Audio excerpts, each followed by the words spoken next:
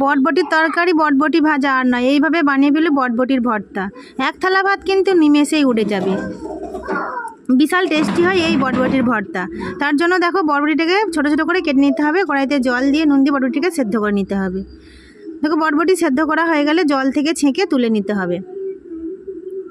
তুলে নেওয়া হয়ে গেলে এবার আমি এখানে দিয়ে দেবো ধনেপাতা, কাঁচা লঙ্কা, স্বাদ মতো যে যেমন ঝাল খেতে ভালোবাসে সে মতো কাঁচা লঙ্কা দিয়ে দেবে, আর 6-7 কোয়া রসুন আর একটু সর্ষে ভালো করে বেটে নিতে হবে। এবার এখানে কড়াইতে দিয়ে দিয়েছি তেল আর কালো জিরে আর শুকনো লঙ্কা ফোড়ন দিয়ে দিয়েছি পেঁয়াজ।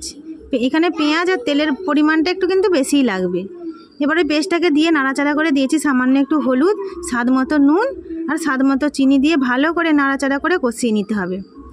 এমনভাবে কষাতে হবে যেন কালচে একটা রং চলে আসে। ভালো করে নাড়াচাড়া করে কষিয়ে নিলে তৈরি হয়ে যাবে বটবটির ভর্তা।